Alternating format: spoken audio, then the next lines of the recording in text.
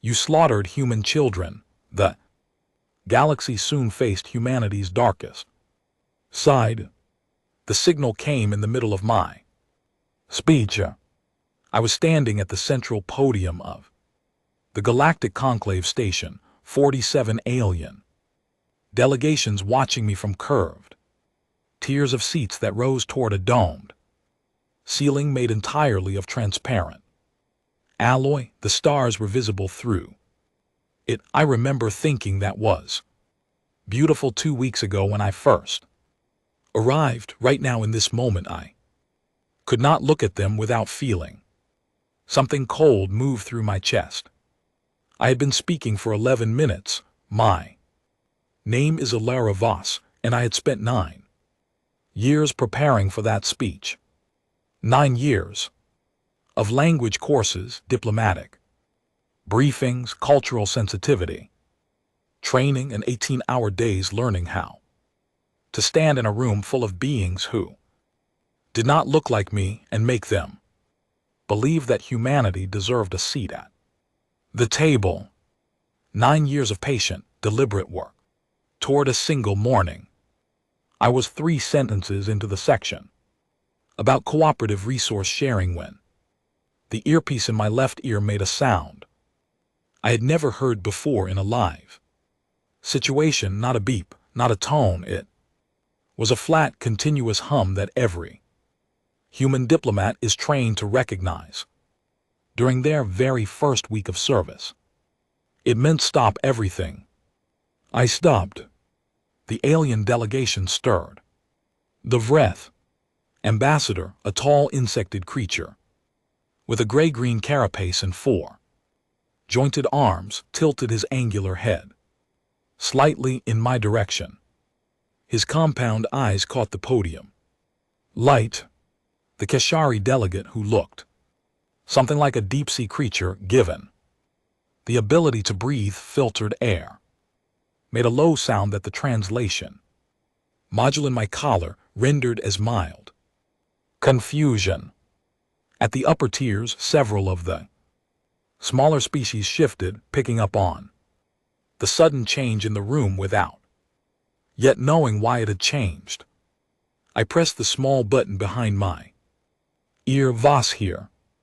The voice on the other end was Commander Leon Price, head of Earth's forward diplomatic security detail. Leon was not a man who spoke with emotion.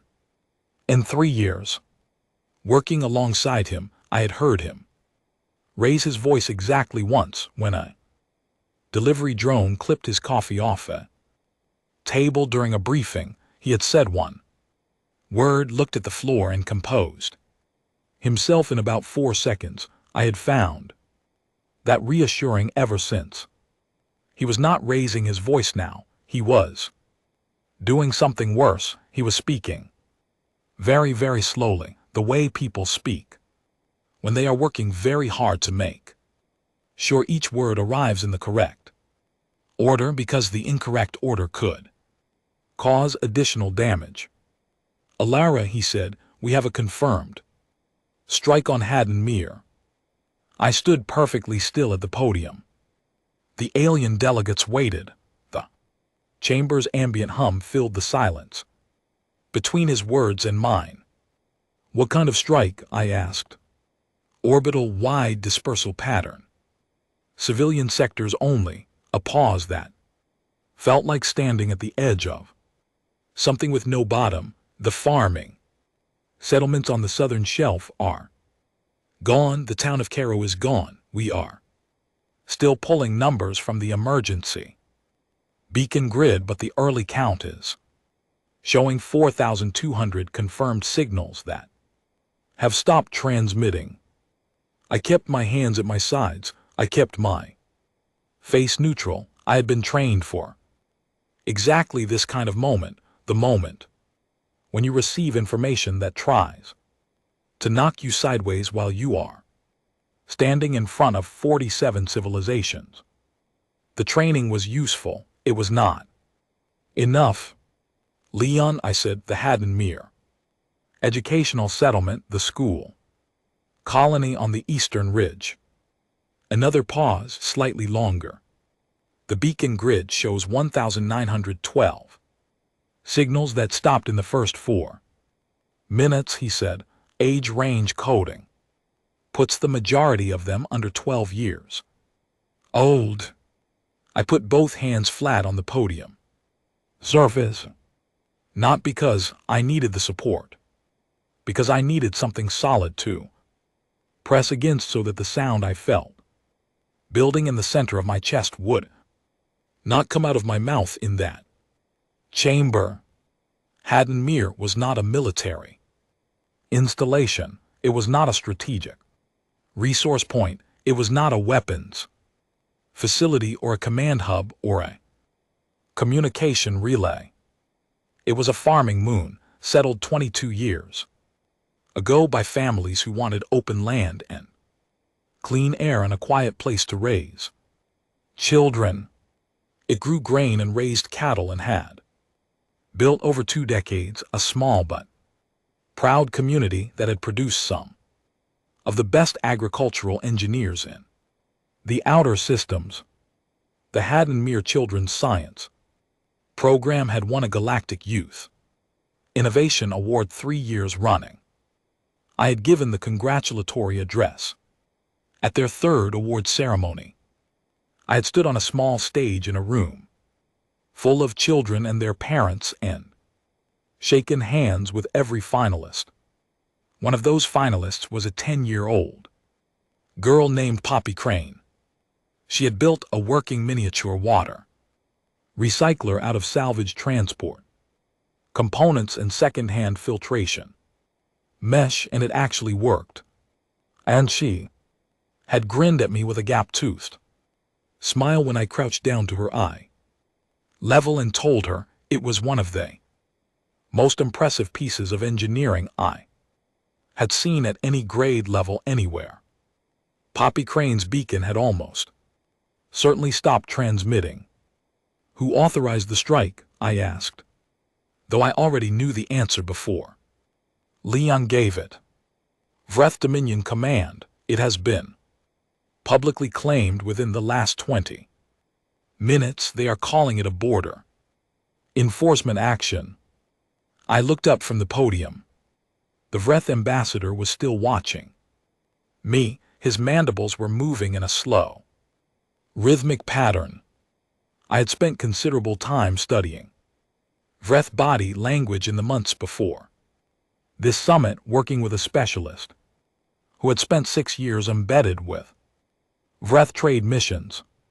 The slow mandible rhythm was not a sign of curiosity or concern. It was the Vreth equivalent of a smile. He knew, he had known when he walked into this chamber this morning. He had sat in his designated seat through 11 minutes of my speech about peace and cooperation and the future of galactic partnership, and he had known the entire time that his government had already reduced 1,900 children to silence. I looked at him for a long moment. The Kashari delegate leaned toward their translator and murmured something too quiet for my module to catch. Several delegates in the middle tiers were exchanging gestures I did not have full readings for. The Toral Assembly representative had gone very still. The room was becoming aware that something had shifted in a way that went beyond normal procedural interruption. I straightened up. Members of the Galactic Conclave, I said, and my voice came out steady, which surprised me more than it should have. I must request an immediate recess. There has been an incident of extreme significance involving a human civilian settlement. I apologize for the interruption and ask for the chamber's understanding. The session erupted in low sounds across 47 species. Translation modules worked at full capacity. Council Speaker Dref, a tall gray-furred being who had held the moderation chair for 11 years, raised a formal staff and called for Order in 4 languages simultaneously. I did not wait for order. I stepped away from the podium and walked toward the exit corridor at a normal pace, chin level, shoulders steady. I did not run. I did not stop. I did not look at the Vreth ambassador again, because I knew with absolute precision that if I looked at him a second time in that moment, I would say something in front of 46 other civilizations that could not be unsaid, and would give his government exactly the kind of response they were hoping for. Leon met me in the corridor. He was a compact man with close-cropped dark hair and eyes that were right now not quite as steady as usual. He handed me a data tablet without speaking. I looked at the imagery from Haddon Mir's orbital emergency cameras. The cameras had kept recording after the beacons went silent. Cameras do not have beacons. They do not stop. I looked at those images for 37 seconds. Then I handed the tablet back and said, "Get me a secure channel to Earth. Command, not standard diplomatic. Frequency, military-grade encryption. Direct line to General Hall's office." Leon looked at me carefully. "The conclave is going to want a statement within the hour. Standard protocol requires." "The protocol," I said quietly, "was written before this happened." He went quiet, then he nodded once and turned toward the communications bay. I stood alone in the corridor for a moment. Through the transparent wall panel to my left, the stars hung exactly where they had always hung, in perfect, uninterested silence. Somewhere out there, 22 light minutes away at our current relative position, the moon called Haddon Mir was dark and still in a way it had never been before. I thought about Poppy Crane's gap-tooth smile. I thought about 1,900 beacons going silent in 4 minutes. I pressed my hand flat against the cold transparency of the wall panel and held it there, and I made a decision that was not diplomatic and not measured and not the product of 9 years of training. I decided that I was done being the only person in that building who fully understood what had just happened. I walked to the communications bay and sent General Hall a message, 6 words long. "They need to know what this means." I did not clarify who they were. I did not need to. Leon read it over my shoulder and said nothing. The duty operator transmitted it without comment. Then I went back to the corridor and stood there for a moment longer, because I needed 30 more seconds before I walked back into that chamber and resumed being a diplomat. 30 seconds to close the door on what I was feeling and reopen the door on what I was there to do. It was a skill I had practiced for years, and it had never been harder to perform than it was in that moment.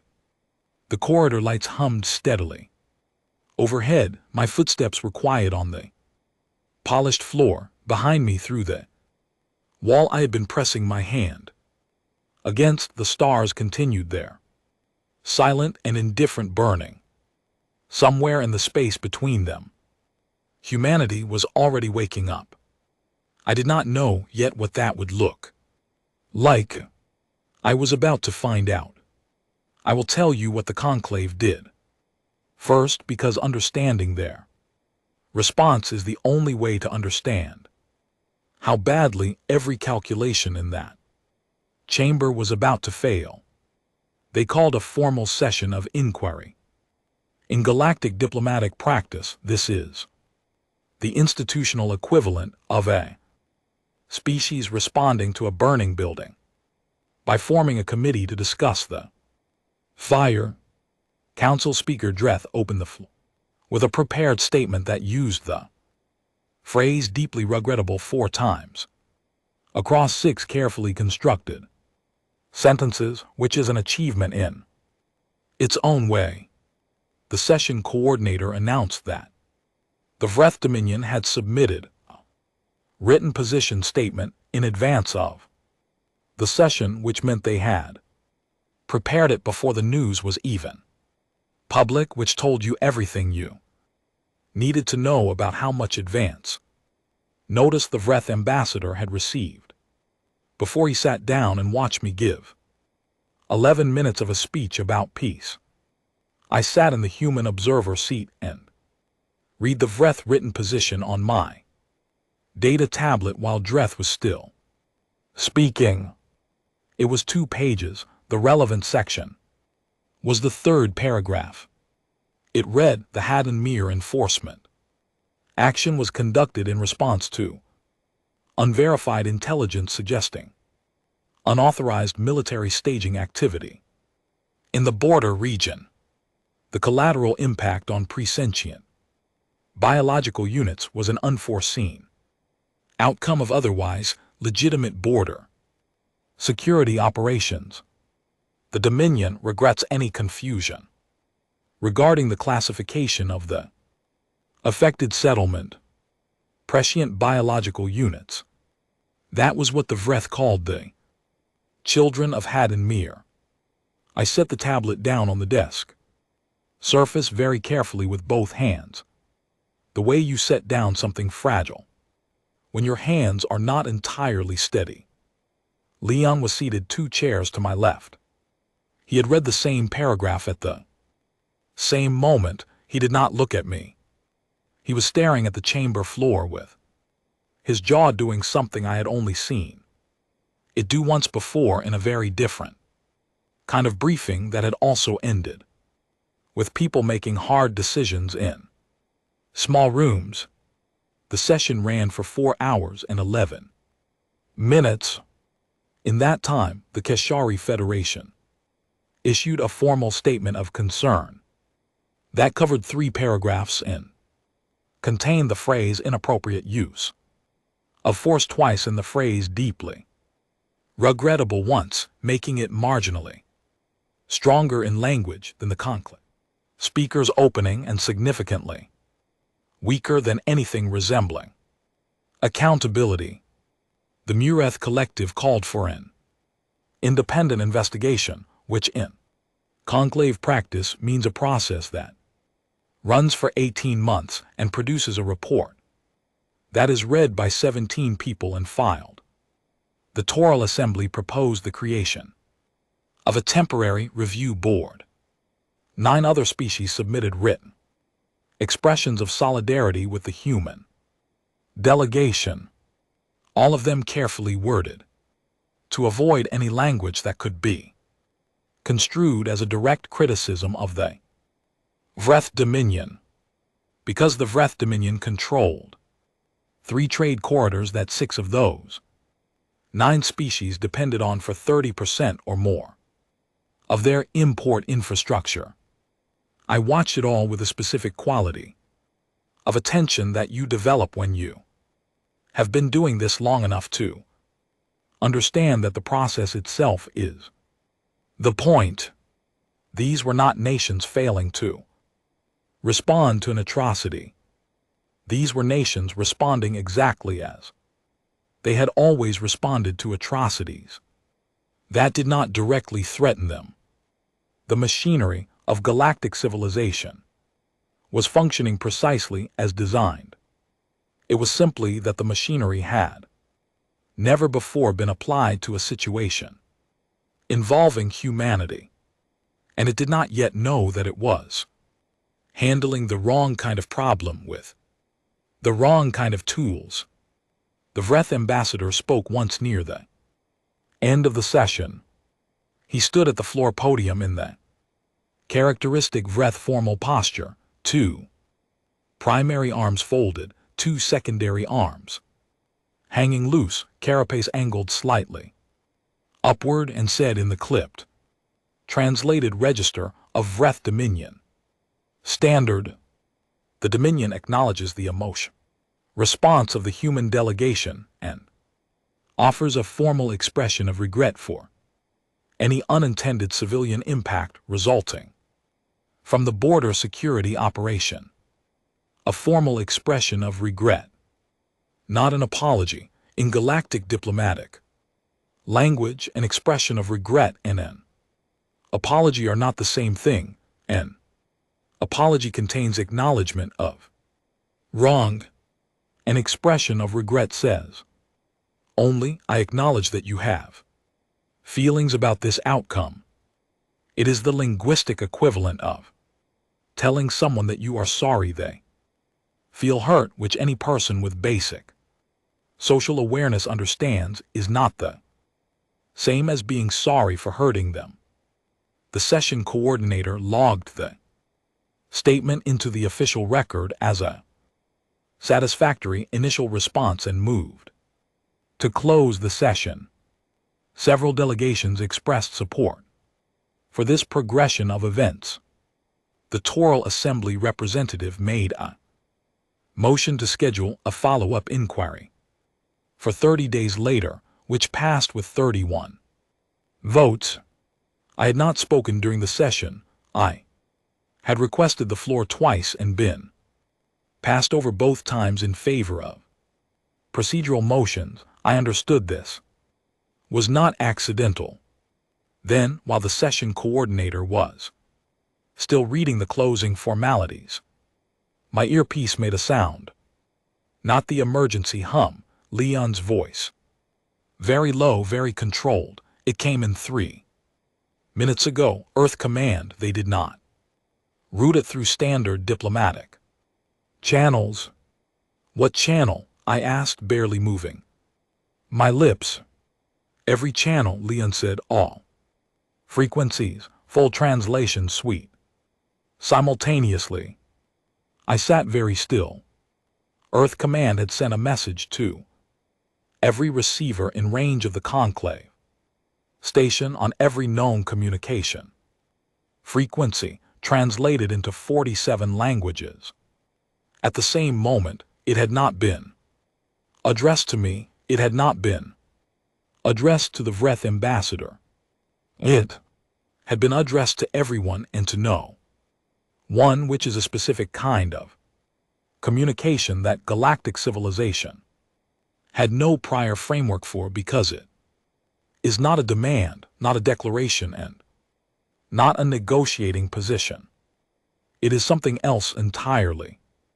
Leon read me the full text through the earpiece. You have destroyed what we hold most precious. We do not bargain for what we have already decided. We are coming. There is nothing to discuss. That was the complete message. No formal diplomatic header, no reference to galactic law or treaty frameworks, no conditions attached, no timeline offered, no indication of what response, if any, would change the outcome. Just 3 statements delivered simultaneously to 47 civilizations, as clear and as final as a door closing. The session coordinator stopped speaking mid-sentence as the message registered across every diplomat's translation module at the same time. The chamber went silent.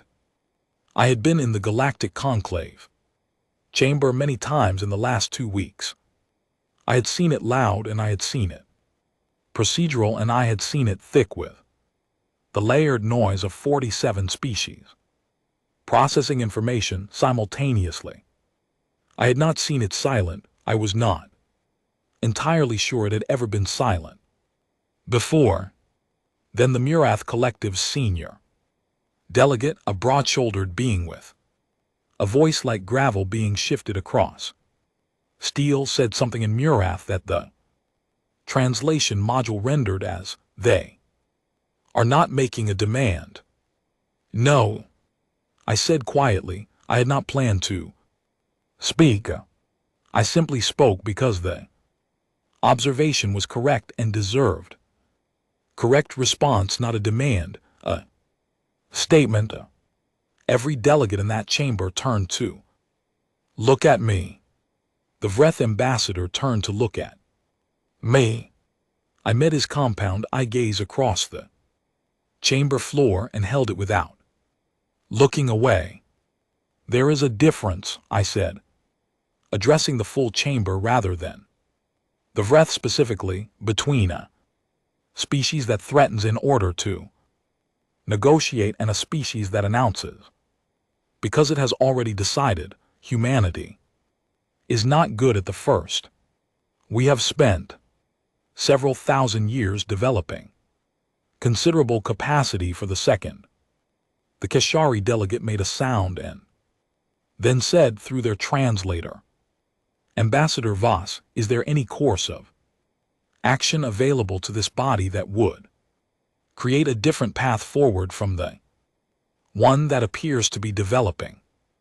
I thought about Poppy Crane, I thought about 1900 beacons, I thought about the Vreth ambassador's mandibles making the slow rhythm that meant satisfaction.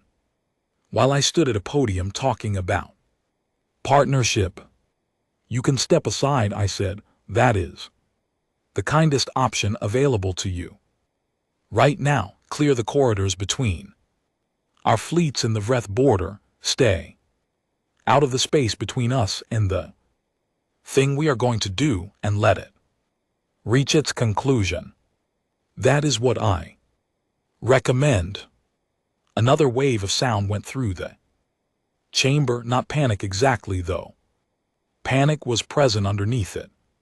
Something more systemic, the sound of 46 civilizations simultaneously running new calculations. The Toral Assembly delegate raised a formal signaling rod. Ambassador, he said with the careful precision of someone who understood that the exact words mattered, is humanity formally declaring war on the Vreth Dominion? I looked at him directly. No, I said. Declaring war is what you do when you want the other side to understand that combat is possible and negotiate to prevent it. It is a political communication. It creates space for response. We are not creating space. Humanity is not doing something political right now. Quiet again. A Vreth aide on the far side of the chamber was working at a data screen, with both primary hands moving quickly. I recognized the behavior. He was pulling records, he was searching something in a hurry with the specific urgency of a person who has just realized they may not have the information they needed before now. He was reading human history. I almost felt something for him, not quite sympathy, the closest word I have. For it is recognition. He was doing now what his government should have done before they looked at a farming moon and decided its population did not count. Human history is not a document designed to make anyone feel better about having drawn our attention. I stood because the next part needed to be said standing. The human delegation will relocate to the secondary station, I said. We will maintain open communication with the conclave. We will honor every existing diplomatic framework that does not require us to pause what is already in motion. I ask one thing of this chamber before we go. 46 species waited. Remember Haddon Mere, I said, not as a justification for anything, as a lesson. Remember that there are lines you do not cross with certain kinds of people, and remember that today in this room, we told you plainly what happens when someone forgets that. I picked up my tablet and walked out. Leon fell into step behind me. We did not speak until the secure lift closed around us. He said, Earth Command has already begun full mobilization. How much? I asked. He looked at the ceiling for a moment, the way he does when he is deciding how to say something, then all of it, he said. I nodded. The lift hummed. Leon, I said. Yeah. The Vreth aide, the one reading records. Do you think he found anything useful? Leon was quiet for a long time. No, he said finally, I do not think. He did. The doors opened. We walked out into a corridor that was exactly the same as it had been an hour ago and was also completely different, the way a room is different after something permanent happens in it. Somewhere in the dark between the stars, the first human ships were already moving with a particular kind of purpose that has no reverse gear and does not look for one. This account is not mine. I want to be clear about that before you read further, because what follows requires a different kind of attention than my own narrative. What you are about to encounter is the recovered command log of Vreth Fleet. Commander Veth Arak, senior officer of the Vreth Dominion's 4th Perimeter Defense Group. His log was retrieved from the command bay of a heavily damaged vessel after the final stage of the conflict and translated by the Conclave's automated language systems over the course of several weeks. I received a copy 6 months after the conflict ended in a plain document packet with no cover letter from the Tribunal's evidence office. I read it in a small room on the Conclave station, alone with the door closed over a period of about 3 hours. I did not stop. I want to include it here in substantial form because my own account of those days is limited to what I witnessed from the Conclave station, and the perspective that comes from a Vreth military officer watching the human fleet arrive is not something I can replicate or approximate. It must be given as it was written. Veth Arak's log begins on the 14th day after the Haddon Mere incident.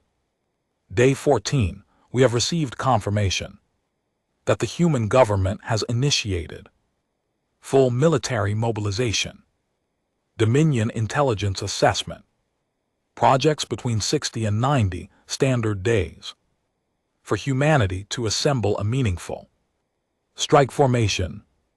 Command has authorized reinforcement of the 4th Perimeter with 2 additional fleet wings. I have requested a 3rd and submitted the request with a detailed tactical justification. The request is under review. The general assessment at command level continues to describe humanity as a mid-tier civilization with strong emotional rhetoric and limited strategic reach. I have submitted a secondary assessment. I am not confident it was read with the attention it required. Day 21, long-range sensor arrays at beacon positions 7 and 11 have registered drive signatures at the outer edge of detection range. I want to note that the number of signatures is not consistent with the projections our intelligence models generated. I have submitted an updated count to command, along with a formal request for clarification on current rules of engagement. I am awaiting response. The signatures are continuing to approach at a pace that does not suggest preparation for contact negotiation. Day 23, I need to correct my previous entry. The count I submitted on day 21 was not accurate, but not for the reason I initially assumed. Our sensor arrays were not malfunctioning, they were reading correctly. What I sent to command on day 21 was not the count for a forward scout formation, it was the count for the near edge of a larger formation. I have spent the last 2 days using composite imaging from 7 separate relay points to construct a fuller picture of what is in our approach corridor. I am recording this entry now and flagging it as priority urgent because I need someone at command to understand what I am looking at before we proceed. Further, there is a gap in the log at this point. 17 minutes of recording silence. Veth. Era resumes. The human fleet is not organized according to any tactical doctrine. Our models recognize they have not deployed with a protected command corps supported by flanking wings, which is the standard formation for a civilized species conducting an aggressive advance. They have no visible command ship. They have no clear center.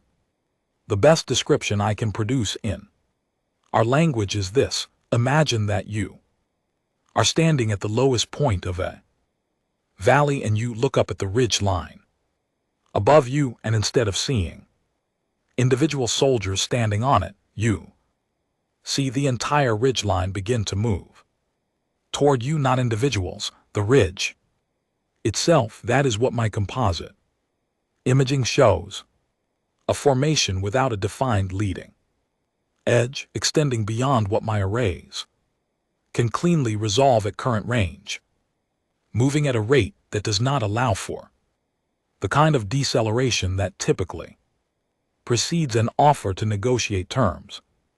I have requested an emergency briefing with Dominion Command. I am waiting. Day 24. I received a communication from the Human Fleet Command at 700.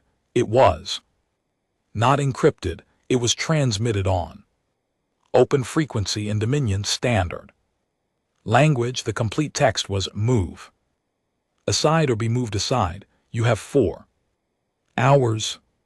I forwarded this to Dominion Command with an attached recommendation and requested immediate guidance on response. I am still waiting as of this log entry. Day 24, second entry. I gave the order to break formation and clear the approach corridor. I want this recorded with complete clarity. I did not receive authorization. I made the decision unilaterally at 17 minutes past the 4-hour deadline because my tactical officers had spent those 4 hours running every viable engagement scenario in our library and could not produce a single outcome in which holding our position resulted in anything other than the complete destruction of every vessel under my command without meaningful impact on the human fleet's advance. I moved my wing aside. I am prepared to answer for this decision through whatever process command deems appropriate. I believe the record will show it was correct. 6 hours of silence. The human fleet has been passing my position for 4 hours. I have been watching on long-range imaging continuously. I want to record what I have observed because I believe this log may be used at some future point to help other officers understand what happened in this region, and I want to be precise. The human vessels are not built according to the same logic as Wraith warships. Wraith warships are designed for sustained campaigns, for occupying space, for controlling territory over extended periods. They are tools of continued presence. The human vessels I have watched move past my position for 4 consecutive hours are not designed for any of those purposes.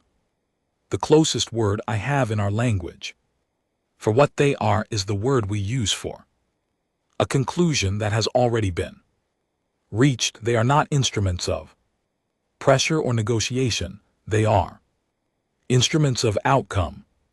Each human vessel carries weapons, infrastructure that, in our doctrine, would require an entire fleet's worth of external support to sustain. They carry that infrastructure internally. They require no resupply lines. They require no communication chains back to a Central Command Hub. Each vessel operates as though it is the only vessel in existence and is designed to complete its task without assistance.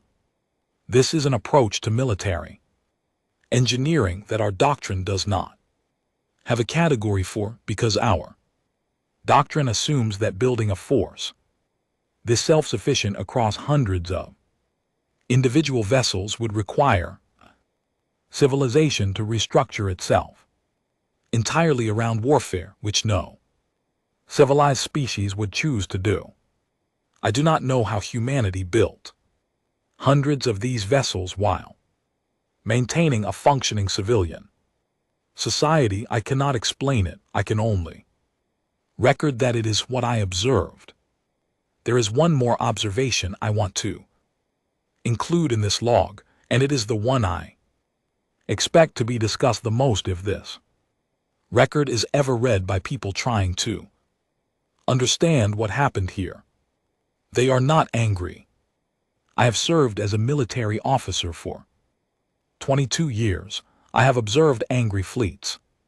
I know what they look like. Angry forces move with urgency. They accelerate past optimal approach speed. They make small errors because emotion introduces miscalculation into tactical decision-making. They react to variables in ways that are sometimes advantageous and sometimes catastrophic, but always human in the broad sense, driven by feeling rather than pure calculation. The human fleet passing my position is not angry. There is no detectable urgency in their movement patterns. There are no communication anomalies that suggest elevated stress states in the command structure. They are moving through our space the way a river moves through a valley, not because it is angry at the valley, but because this is the direction it goes, and it has sufficient volume to go there, regardless of what the valley would prefer. That quality, the complete and total absence of doubt, is the most unsettling thing I have observed in 22 years of military service. Doubt is what creates the space in which negotiation is possible. Doubt is what makes a force hesitate long enough to receive a message and consider changing course. There is no doubt in that fleet. There is no space. The Wraith Dominion built its military doctrine on a foundational assumption that every spacefaring civilization had arrived at the stars by learning certain things about violence, by learning that overwhelming it is wasteful, that restraint produces better long-term outcomes than maximum force, that a civilized species conducts its conflicts with measured escalation and always leaves a door open for a negotiated conclusion. We assumed humanity had learned these same things.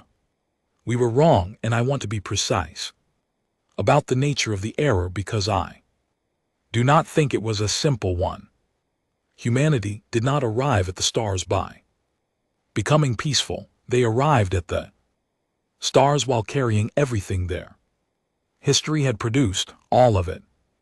The capacity for extraordinary creativity and the capacity for absolute decisive force existed in them simultaneously, and they had learned not to eliminate one in favor of the other, but to contain both, to keep the capacity for decisive action stored safely, available, maintained in working condition, in the hope of never needing it, combined with the absolute commitment to use it completely when the conditions that would require it were met.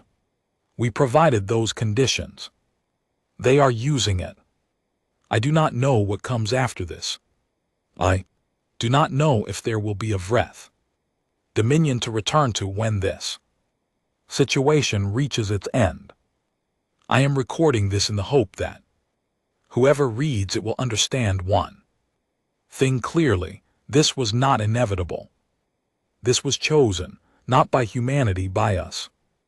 By the specific decision to look at a civilian settlement and categorize its inhabitants as units below the threshold of consequence. That decision is what the human fleet is responding to, not ambition, not territorial expansion, not strategic calculation, a decision made by people who believe that some lives do not count. End of Reth Eric's recovered log. I set it down when I finished reading it the first time and sat with it for a while. Then I read the final 3 paragraphs again. I think about those paragraphs often, even now, about what it means that a Vreth military officer watching the fleet that was about to end his civilization's military existence used his last recorded thoughts to describe precisely why it was happening and to name the decision that caused it. He understood. In the end, he understood. Exactly. Understanding something too late is one of the most human experiences I can name. Apparently, it is not exclusively human. The conflict moved to its final stage. The question that remained was not whether humanity would win. The question was what humanity would do with winning. That question fell to a group of people in a room on a conclave station arguing over one decision that would define what kind of species we were going to be when it was over. I was in that room. I was not sure going in which side would carry the vote. I am still not entirely sure we chose correctly even now. But I will tell you what we chose and why and what I said to make the argument. The room where humanity decided what kind of species it was going to be is not impressive. I have thought about this a great deal over the years because people expect these moments to happen in grand places. They expect high ceilings and formal chambers and the weight of history pressing down visibly from above. The room where we had the most important argument of my professional life had a scratch conference table, 12 mismatched chairs, a wall display that kept dimming without warning, and a coffee dispenser in the corner that made a sound like a small distressed animal every time it completed a cycle. 3 people flinched every time it went off. By the 4th hour, nobody flinched anymore. We had all stopped noticing it, which felt like a metaphor for something, though I was too tired to work out what. General Hall sat at the head of the table. He was a large man with a shaved head and reading glasses he consistently forgot he was wearing, and he had the kind of voice that fills a room without being raised, the way a bell fills a space, not by pushing but by resonating. I had worked alongside him for 4 years before Hadnamir and respected him as much as I had respected anyone in that kind of position. That made the hours that followed considerably harder than they would have been with someone I did not respect. The conflict was, in practical terms, over. The Vreth Dominion's military command had collapsed in a time frame that exceeded even the most optimistic human projections. The outer worlds had sent formal capitulation notices within 9 days. The middle ring of populated systems had followed within 3 weeks. The Dominion's inner worlds were still transmitting defiant statements, but the statements were becoming shorter with each transmission cycle, which is a reliable indicator that the people writing them are running out of conviction rather than vocabulary. The Vreth home world had not been touched. That was the subject of the meeting. Around the table, along with General Hall and myself, were 4 additional Military commanders, 2 senior policy officers named Gwen Carter and Alan Doyle, who had both been working without adequate sleep for 3 weeks and looked it a strategic ethics specialist named Dr. Philip Rose, who had been flown in from Earth at considerable urgency and had arrived with the particular alertness of someone who knows their expertise has just become critically necessary. 3 conclave liaison observers from non-human species who were officially present as observers and were doing significantly more than observing, and Leon, who sat 2 seats to my right with a tablet in his hands and the expression of a man who has been awake too long and knows it and has decided that stopping is not currently an option. General Hall opened without ceremony. The Vreth home world has a current estimated population of approximately 2.3 billion. Military and governmental infrastructure accounts for roughly 4% of the total surface area. The remaining 96% is civilian residential, agricultural, industrial, and educational. Our orbital assets are in verified position. Coverage is complete. What we do not yet have is a decision on how to use that position. Nobody spoke for a moment. Then Colonel Ruth Payne, the most senior military commander at the table after Hall, said the thing that everyone else had been carefully not saying. The position at Earth Command among the senior strategic group is that demonstration of capability is the appropriate next step, something that removes ambiguity about the consequences of this kind of action, something permanent.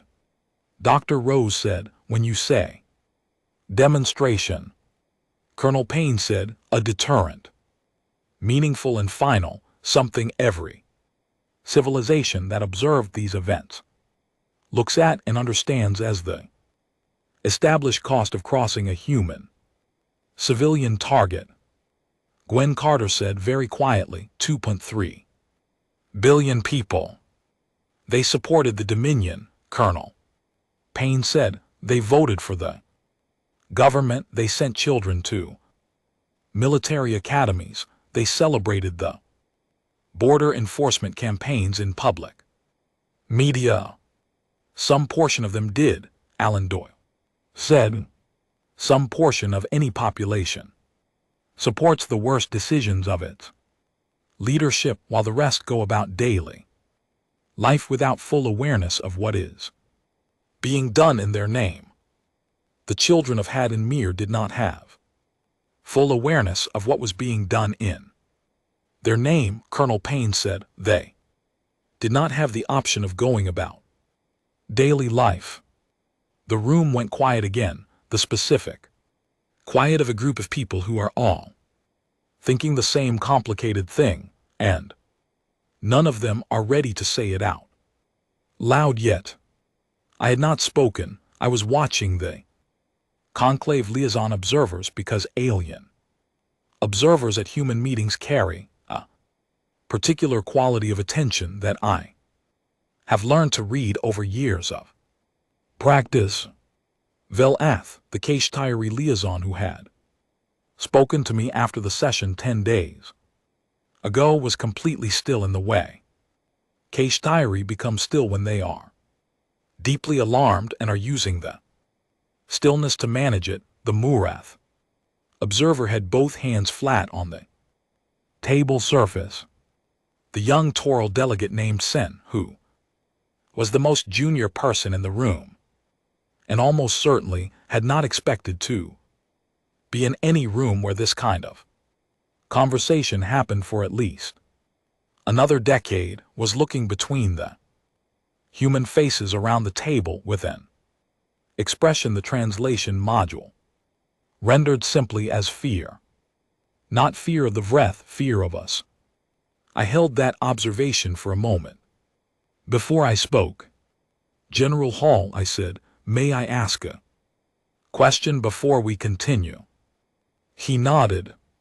What is the goal? I said, not the method, the goal itself. What specific outcome do we want to have produced 10 years from now, 20 years from now for humanity and for every other civilization in this part of the galaxy? General Hall looked at me the way he always looks at questions he is taking seriously, which is to say he looked at the table for a moment before he looked at me. Safety, he said, the security of human worlds and human lives, the assurance as permanent as we can make it that no civilization in this galaxy will look at a human settlement and assess attacking it as an option worth considering. Agreed, I said, that is exactly the goal. So let me describe 2 paths toward it and ask which one gets us there. I stood up because arguments like this need to be made standing. Path 1, I said, we use what we have in orbit in the way Colonel Payne is describing. We make the demonstration. Maximum clarity, maximum finality. Every civilization in the galaxy watches, and they understand immediately in a way that requires no further explanation what humanity is willing and capable of doing in response to this kind of provocation. I let that land. The immediate result would be absolute. I continued, no civilization would directly challenge us for a generation. Very possibly, too, the fear would be genuine and total and not misplaced, because it would be based on real evidence. I am not dismissing that. It would work in the specific sense of preventing direct attack for a substantial period of time. I paused. But here is what else happens. Every civilization in this galaxy would simultaneously begin to ask a question they cannot avoid. If humanity did this to the Vreth, what would stop them from doing it to us? The answer they would arrive at is nothing except our continued good behavior and their continued inoffensiveness, and civilizations that live under that kind of assessment do not become partners. They do not become allies. They become sources of quiet, patient, long-term strategic threat, because the most dangerous kind of adversary is one that smiles at you while waiting for the right combination of opportunity and necessity. I looked around the table. Path 2, I said. We stop at the threshold. We hold complete orbital dominance over the Vreth homeworld, and we do not fire on civilian infrastructure. We require full, unconditional surrender. We require complete cooperation with a formal war crimes process. We dismantle the Vreth military apparatus entirely and replace Dominion governance with a supervised transitional structure. This is slower. It is significantly more resource intensive. It requires years of difficult and often thankless work. I took a breath. But the story that every other civilization in this galaxy tells afterward and for as long as the story is told is not the story of a species that burned a world. It is the story of a species that had the capability to burn a world, chose not to, and still achieved everything it set out to achieve. That is a completely different story. It does not make 46 civilizations afraid of us as a threat. It makes them afraid to be on the wrong side of us, which is a fear with a clear solution. Do not do the thing that caused this. That solution is available to everyone. It does not require them to manage us as an existential danger. It requires them only to not attack our children. The room was quiet in a new way. Dr. Rose was looking at me with an expression I could not fully categorize. Leon had set his tablet down on the table. The young Toro delegate Sin had stopped looking at the other faces and was now looking only at me. General Hall said, "You are asking this group to exercise restraint at the precise moment when we have no obligation to exercise it." "Yes," I said, "because restraint exercised when there is no obligation to exercise it is the only kind that means anything to anyone watching. It is the only demonstration of character that cannot be explained away as limitation or incapacity. Everyone in this galaxy knows we have the capability. The question they are asking right now is whether we have the judgment, and the answer to that question will define every interaction we have with every civilization in this part of the universe for the next century." Colonel Payne said, "And if we are wrong, if restraint reads as weakness, if some other dominion looks at this moment and concludes that we stopped because we ran out of will." It was a real question. I could hear that she was not arguing, she was asking. "Then we demonstrate otherwise when it becomes necessary," I said, "and we do it, knowing that every civilization that witnessed this moment will understand with full certainty that what happened here was a choice, a deliberate, considered choice made by people who had every other option available and selected this one. There is no species in this galaxy that will misread us after what we have already shown them. The only question is what we want them to understand about what we do when we have power and choose how to use it." General Hall called the vote. The room was quiet while each person indicated their position.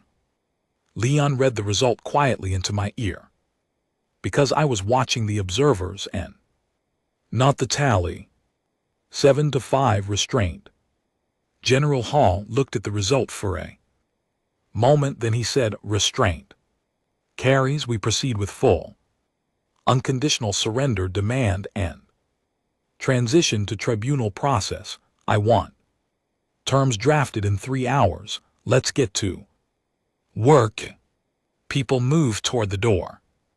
Velath stopped beside me on the way out. The Keshari do not make physical contact across species without explicit mutual invitation, but Velath paused close enough that I could hear the quiet rhythm of their breathing filters.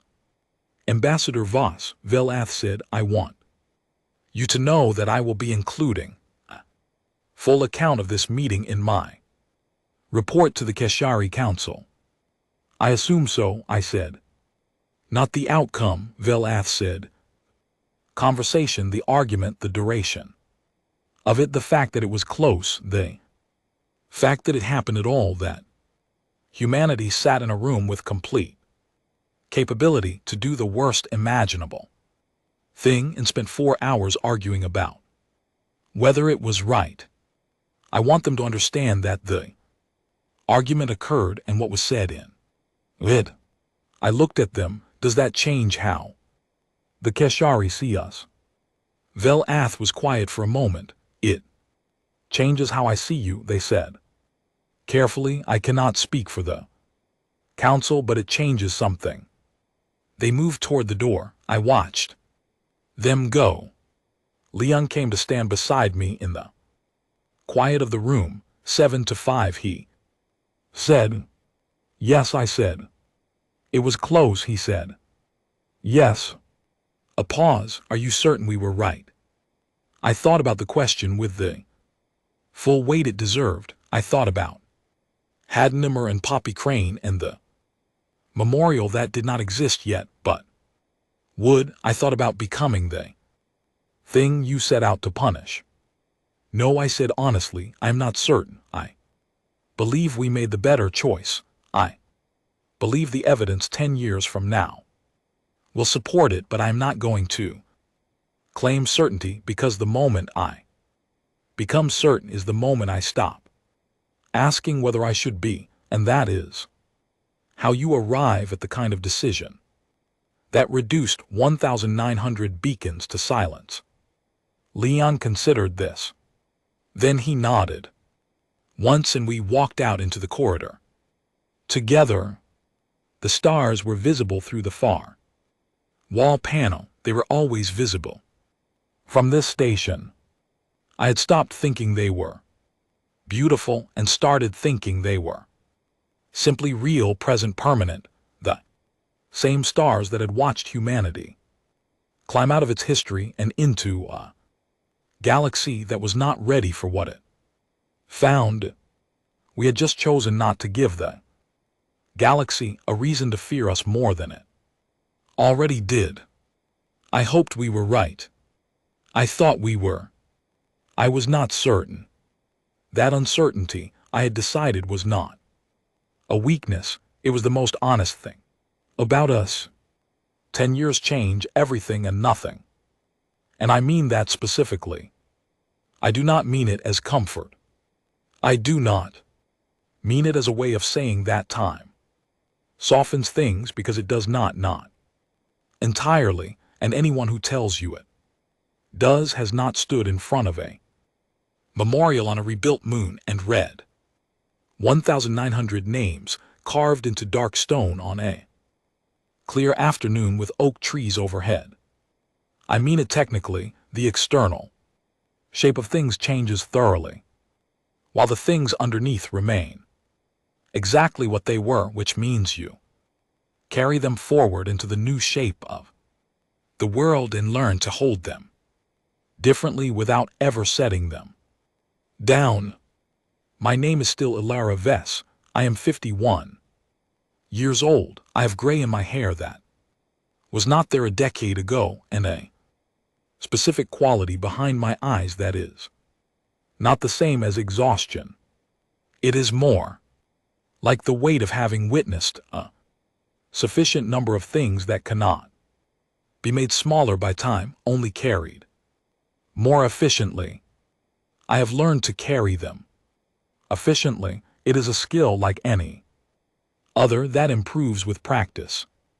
I am the first human being to hold permanent seat on the Galactic Conclave Security Council. The position was created 18 months after the Vreth conflict ended by unanimous vote of 46 delegations. It is the first unanimous vote the Conclave has recorded in its 400-year institutional history. I was told by Council Speaker Dretch's office that this was an extraordinary distinction. I understand that it is also a form of very deliberate inclusion, bringing the thing the galaxy is uncertain about into the room where decisions are made, rather than leaving it outside the door. I find both things true simultaneously, and see no reason to choose between them. Let me tell you what the 10 years actually contained. The Vreth homeworld surrendered on the 31st day of the conflict. The formal surrender was delivered by Vreth Mora, senior speaker of the Vreth High Council, who stood before a human fleet in full orbital position and recited the complete terms of unconditional capitulation without pause. The translator who was present told me afterward that Vreth Mora's voice did not waver at any point during the reading, which is a detail I have thought about many times. I was not in the room. I was watching the transmission from the Conclave station, and I noted that, thought about Vreth Mora's composure, and filed it as important because I think it is necessary to recognize the quality in an adversary even at the moment of their absolute defeat clears throat, and I think failing to do so says something unflattering about the person failing to do it. The War Crimes Tribunal began 8 weeks after the surrender. It was conducted by a joint panel of human and conclave jurists with full breadth legal representation for the defense.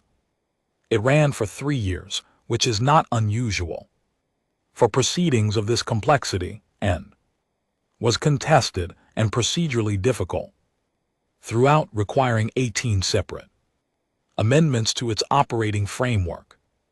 The final verdicts named 42 VRETH government and military officials as directly responsible for the Haddon Mere strike and for a broader pattern of civilian targeting that the investigation revealed predated Haddon Mere by 11 years. The incident that brought consequences was not, it turned out, the first of its kind, only the one that finally involved the wrong population.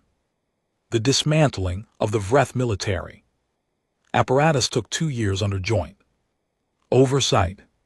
That oversight mission is still technically active, scaled down significantly but maintained because history suggests that a supervision process ended too early is not a supervision process but an optimistic gesture. The VRETH homeworld and its associated populated systems are now governed by an elected transitional council. This is the first elected governing body in VRETH history, introducing democratic process to species with no prior framework for it is not a straightforward undertaking. The first 3 elections produced results that the oversight mission and significant portions of the VRETH population rejected for different reasons, which is in some ways an encouraging sign of civic engagement, and in other ways simply evidence that building something new takes longer than anyone expects and fails more often than anyone wants.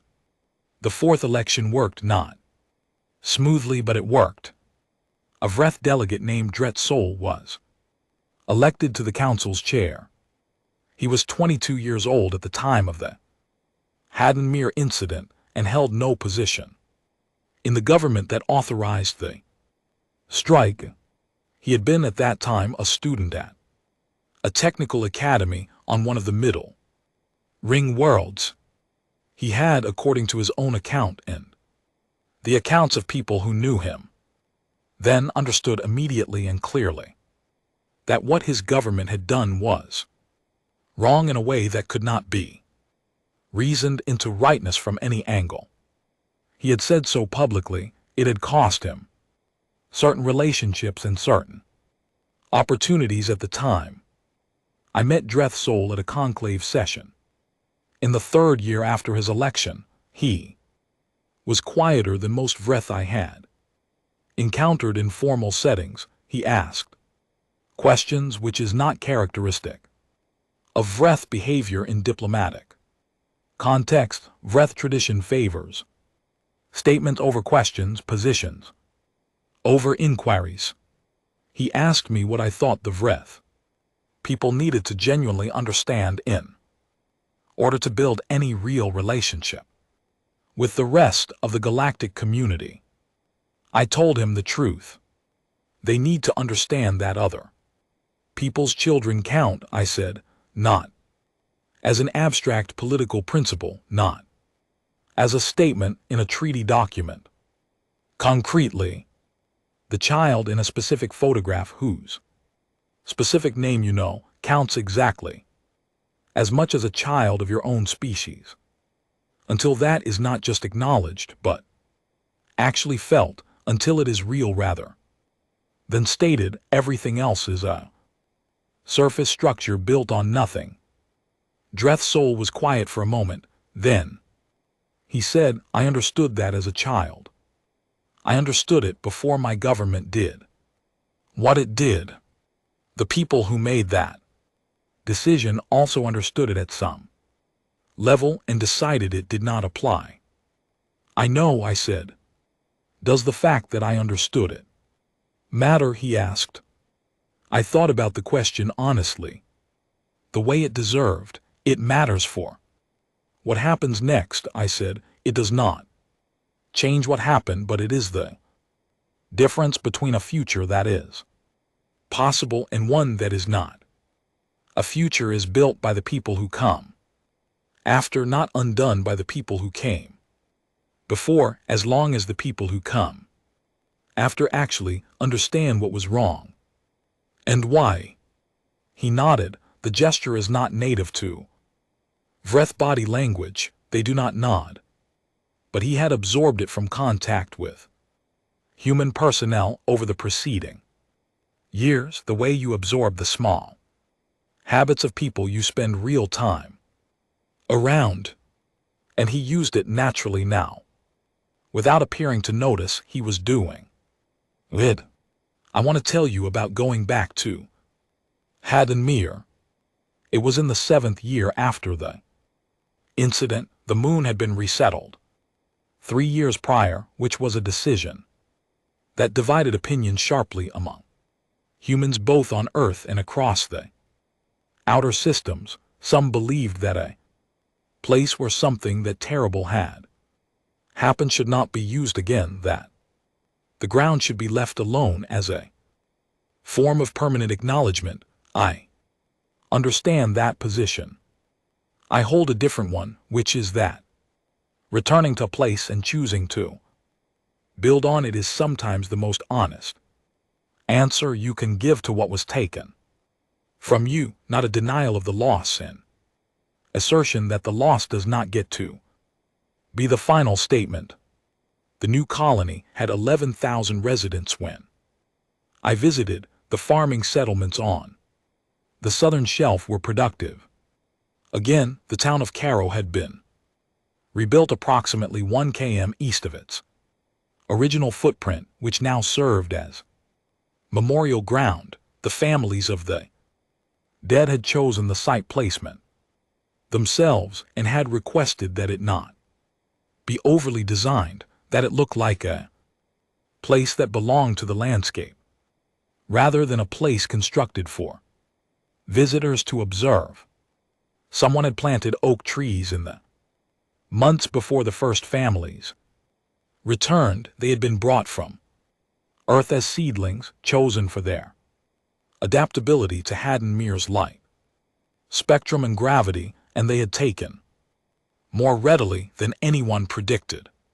By the time I arrived, 7 years on, they were substantial enough to cast real shade.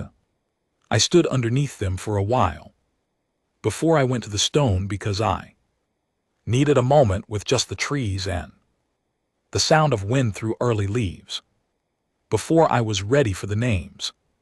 The memorial was a single piece of dark stone, roughly rectangular, taller than a standing person, shaped and polished, but not finished into smoothness. There was still texture in the surface, the character of the original material preserved. Around its base the grass grew right up to the edges without being trimmed, because the families had asked specifically for this, that it looked like a place that was part of the world, not a place that was separated from it. The names were carved into all 4 faces of the stone. They were not arranged alphabetically. They were not arranged by age or by settlement or by date. They were arranged by family, which means that where a family had multiple members lost, those names were grouped together, the children's names indented slightly beneath the parents', the visual arrangement making immediately clear what the numbers in reports could never quite make clear, that these were not 4,200 separate incidents. They were families interrupted mid-sentence, every name surrounded by the names it had always been surrounded by. I walked around the stone slowly, reading. I did not read every name aloud. I read each one in my mind, which takes longer and carries more weight. I went around all 4 faces before I looked for the specific name I had come to find. Poppy Crane was on the east face in the lower third of the stone. She was listed under her parents, whose names I had not known before I saw them here. Below her parents' names indented was hers, and below hers a symbol, a small clean circle which the memorial committee had selected to mark children under 13, not a star, not a cross, not anything that claimed to say something about what comes after, a circle which in human design language means continuation, something that keeps going. I put my hand flat against her name. I did not say anything out loud. I had not prepared anything to say, which was unusual for me. I'm a person whose professional life is built around prepared words, but I had not prepared anything for this moment because I knew that prepared words were the wrong tool for it. I stood with my hand against the carved letters of her name, and I let it be what it was, real and present and not resolved and not going to be resolved, and also not the end of anything, because she had existed and built something out of salvaged parts that actually worked, and grinned at me with a gap in her teeth and told me with complete confidence that she was going to design water systems for the outer colony worlds when she grew up. She had existed, that is permanent, in the way that the only permanent things are. I stayed at the stone for a long time. The wind moved through the oak trees overhead, and the shadow of the stone shifted slowly across the grass, and at some point I became aware that the knot that had been present in the center of my chest since the morning in the communications bay 10 years ago had loosened slightly. Not gone, loosened. The difference between a thing that is wound too tight to breathe around and a thing that has settled into the space it occupies and can be lived with. I think that is what Haddon Mere gave me. Standing there, not resolution, permission to carry it differently. I flew to the conclave station that evening. I slept for 7 hours, which is more than I typically manage, and woke feeling something close to clear. The next morning, I gave my annual address to the conclave security council. On the way into the council building, I passed through the main entrance, which is a wide corridor of polished gray composite with light coming in from panels above. At the far end of the corridor, above the door that leads into the working chambers, there is an inscription mounted into the wall. It had been proposed by the Murath collective in the second year after the conflict, seconded by the Keshari Federation, and passed without a single dissenting vote among all 46 member species. It is carved in Galactic Common Script, with translations below it in every member language. I read it every morning when I walk through. I stopped beneath it on that particular morning and read it again with the memory of Haddon Mere still in my hands, and 7 hours of sleep behind me, and the knowledge that in approximately 40 minutes I would sit down at a table with representatives of 46 civilizations and do the work of trying to make the galaxy slightly less likely to repeat the events that had brought us all here. The inscription said, "Here ends the record of the species that learned too late and at great cost, that some creatures do not mourn quietly." It is not a warning to humanity. When the Murath delegate proposed it, they were explicit and careful about this. It is a warning about what happens when you mistake another species' patience for permission. It is a reminder, mounted at the entrance of the room where security decisions are made, that grief is not a procedural matter and cannot be handled with the right sequence of formal statements. I read it. I walked inside. The session opened at the scheduled time. I took my seat. Agenda items proceeded in order: 3 routine oversight matters, 2 ongoing process updates, and then the item that Dret Saul had formally submitted for the record through the VRETH Transitional Council's office. It was an education policy document. Dense, bureaucratic, the standard texture of policy writing in any civilization. Its subject was the revision of VRETH Standard School curriculum effective the following academic cycle.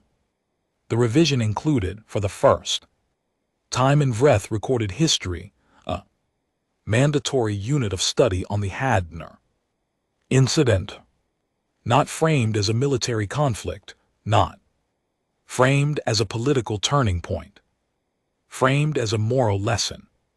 The unit's stated objective, which Dret Saul had written himself and had left unchanged through the full review process, read: students will be able to identify specific individuals lost in the Hadner incident, understand the impact of that loss on human civilization, and articulate in their own words why the lives of other species children are not less real than the lives of their own. I read it twice at the table. Then I read it a third time slowly to make sure I had read it correctly. I entered my formal vote on the item. Approval. I added a note to the official record in my capacity as Human Council representative. The note was short because the moment called for precision rather than length. It said, humanity acknowledges this development and considers it a meaningful step. We do not consider it sufficient, and we do not expect to consider it sufficient for some time. That is honest. What is also honest is this: it is real, and real things matter, and real things are where everything else eventually has to begin. The council moved to the next item on the agenda. I sat back in my chair and looked at the room around me. 46 species, 1 human working through a list of necessary tasks, making records that would be consulted by future decision makers, doing the slow and unglamorous and absolutely essential work of trying to build a structure that might, if everyone present kept paying attention and no one decided again that some lives were below the threshold of consequence, last long enough to mean something. It was not a clean story. It did not feel like victory. It felt like ongoing work, which is what victory actually feels like when you look at it from inside rather than from a distance. From a distance, endings look like endings. From inside, they look like the beginning of the next set of problems, slightly better shaped than the ones before. I had Poppy Crane's name in my hands. From the morning, I had Dret Saul's curriculum language in my eyes from the page. I had Vel Af's voice in my memory from 10 years ago saying, "It changes how I see you." I had an inscription above a door that told the galaxy in 47 languages what happens when you forget that some creatures do not mourn quietly. And I had a room full of representatives from 46 civilizations who were, all of them, doing the one thing that actually changes anything: paying attention, genuinely paying attention, learning the shape of each other with the specific care that you learn the shape of something you do not intend to break. It was not enough. It was never going to be enough in the absolute sense, the sense that makes the loss of 1,900 children retroactively acceptable. Because nothing does that, nothing should, but it was the truest answer available to the question of what you do after. Something that cannot be undone. You build what can be built. You carry what must be carried. You stand in front of a stone on a rebuilt moon and put your hand against the name and let it be real. And then you go to the next meeting and you read the next document and you make the next argument and you do the next necessary thing. Because the work does not finish. And because the names carved in dark stone deserve nothing less than the full continuation of the effort to make sure they are the last names carved that way. I knew that. All of us who were there in that chamber, on the day the beacons went silent, knew that that was never going to change. That was the whole point.